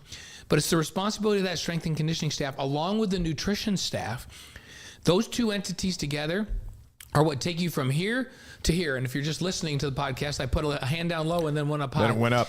From just being okay to being really good. When you're bigger, stronger, faster, mentally tougher, it's all about off-season training and conditioning. And so, yeah, it's unbelievably important. And that relationship that some kids will come out of a program and go, I'm closest to my strength and conditioning coaches of anybody because I spend so much time with them and they help me improve my game so much. So very, very important. And that's what BYU's doing right now, working out with that crew. That's the Cougar Board question of the week. Let's go back to that shot of Blaine, Miranda, if we can, because we're going to model our defense drinks promotion. There we go. Defense drinks. I already had one of these completely mixed up, and I drank at the beginning of the show. Defense drinks is a drink that does more in addition to hydration or pre-workout. It helps strengthen your joints, reduces soreness, and is sweetened with allulose, so it won't spike your blood sugar or disturb your insulin levels. You can save 10% on your order at defensedrinks.com using the promo code WiseGuys. Yep, and they have a bunch of stuff. This is the collagen electrolyte one that I drink during the show all the time. Dave's got the pre-workout stuff in front of him. It says, I bleed blue raz. Yeah, so there you go. That's what that says. It's good stuff. Hey, BYU football news as we head down the stretch here on Wise Guys. By the way, we had 3 fascinating interviews. Yeah, really good. Just love it. Really fun. The Cougars add Che Bryant Struther to their linebacking core. Che's the younger brother of former BYU basketball star Elijah Bryant, 6'3", 235. Joins the Cougars after playing 24 games for UCLA over the last 2 seasons. He's got 2 years of eligibility. I ran into him on his official visit at Maggleby's for breakfast on a Saturday. And Blaine, he looks like a linebacker. This is a guy who's going to be on the field. Mm-hmm. What does he do to that core? Yeah, and remember, BYU, that's a position over the last couple of years where BYU's had injuries and depth has cost them because they just haven't had the depth they need to compete in the Big 12 at that position. And we've seen them add Jack Kelly, who's going to be a phenomenal player. Che's going to be a great player. Like, they're just stockpiling talent at that position. And when BYU's really good defensively, they're really good at linebacker. You think back to some of the best defenses, they have some of the best linebackers that BYU's ever had, and that's what it takes. So he's going to bring much needed depth, athleticism, size that BYU's in desperate need of at that position. By the way, tickets today for the BYU at Wyoming game, September 14th, went on sale. And they're going to be on sale through June 22nd. You can go to BYUtickets.com if you want to make that trek to Laramie and watch the Cougars play. They're on sale today. Notice that you and I have made no suggestions to BYU TV that we should do an on-location pregame show from Wyoming. We've been there, done that many times. We're glad to go do one in Texas at SMU if you want, but Dave and I are going to pass on the Laramie game. Hey, that first bowl game, December 14th now. They're going from December 14th to January 20th. Wow. Bowl season's going to take forever. Yeah. It'll be awesome. It'll take forever. Well, more on that next week. By the way, we had that question there. What logo would you like to see on the field at LES on our live stream tonight? The NCAA this last week voted to allow schools like BYU to put a corporate logo down on the field at the 25-yard line and the 50-yard line. So if you want to make a few extra bucks, there you go. Is this a good idea? And who would you expect to see on the field at LaVell Edwards Stadium? Would you expect the Qualtrics Q? Could be. Or BradyPLUS. Or BradyPLUS or Wise Guys. Yeah. What if we had Wise Guys at the do a Wise Guys logo 50-yard line? How about that? Everything's for sale, but now they're paying players. The field's for sale. And so now it's all bets are off. Yeah. Yeah. It's okay with me. As long as they're kind of off on the side and it's not a big deal. So hey, the Sataki Golf Classic is coming up Tuesday, June 18th at the Cedar Hills Golf Course here in Utah. All proceeds go to the Royal Blue Collective for NIL support. There are a couple of holes available as far as the sponsor goes. If you're into that and you'd like to participate and help generate some money, you can get more information at info@theroyalblue.com, the Kalani Sataki Golf Classic. Yeah, I played in that last year. It was really fun. A really fun tournament. They did a great job with it. So sign up if you haven't. Go sponsor a hole. So NCAA Track and Field Championships. BYU finished number 39, and the men finished 40th. So notable performances. I mean, it's little down from what they typically are. Younger squad. Notable: Sadie Sargent, first team All-American, 8th place in the 5,000 meters. Sierra Tidwell Alphen, first team All-American, 7th place in the high jump. Jenna Hutchins, first team All-American, 6th place in the 10,000 meters. Danny Bryant, first team All-American, 4th place in the shot put. And Cameron Bates, first team All-American, 8th place in the jav. Dallin Schertz, first team All-American, 8th place in the discus. And James Corrigan, second team All-American, 9th place in 10,000 meters. So what you're telling me is, even though BYU didn't send a lot of players to the NCAA championships, which is what it takes to win that thing. Right. The ones they did send great. great stuff. 7 All-Americans. So there you go. Congratulations. 6 first-team All-Americans and 1 second-team All-American. So there you go. Women's soccer season tickets go on sale on Wednesday, June 12th for Cougar Club members and 2023 season ticket holders. General public can start buying on Thursday. Season opener is around the corner, August 7th. Against Utah Valley. That's on the road. The home opener, Friday, August 9th against Wyoming. Yeah, it's all about Wyoming this fall. Yeah, and Jen Rockwood's going to be with us later in July. Yep. And I think they're going to be good again. Like, they're always good. When are they not good? They lost a lot of experience. They went to the College Cup last year. But they'll reload. We'll get the lowdown when she comes on the show. She'll fill us in. So. All right, on this day, June 10th. Yeah, 1793, the first public zoo opened in Paris. You know who wasn't excited about that? The animals. No, they weren't. Like, great, we're the first public zoo. Yeah. Come and see us. 1847, the Chicago Tribune begins publishing. They covered a lot of Cubs wins and many more Cubs losses over the years. 1933, President Roosevelt issues an executive order making Mount Rushmore part of the National Park Service. Okay. 1962, on this day, Major League Baseball sets a single-day record with 54 home runs. Wait, was that during? No, that wasn't even during the juiced ball years or the juiced arms and legs years. No, that was the early 60s. Some of the players were juiced, but it was other stuff. How about 1972, Sammy Davis Jr.'s song, The Candyman, hits #1 on the music charts. From Willy Wonka. This one. Who can take tomorrow? See, I knew you'd bring this to life for us. Who can take a sunrise? How about this? It would do. On this day in 1985, Coca-Cola announces they're bringing back their 99-year-old formula. Remember, for some reason, somebody suggested, hey, this recipe's really worked for us for like 9 decades. Let's change it. So they did change it. No. It didn't quite work out, and then they brought it back. You got on this day. Yeah. In 19. So do you like Coke or Pepsi better? 1985. Sometimes I like Pepsi, sometimes I like Coke, and I like Dr. Pepper. You're a Dr. Pepper guy. So. Yeah, but I'm okay with any of those. You are a full on. You're not unleaded. You're the full regular Dr. Pepper. When it's Dr. Pepper, it's the real Dr. Pepper. Yeah. All 23 flavors and everything else. I've become a Coke Zero guy, so there you go. So okay. 2007, The Sopranos final episode aired on HBO.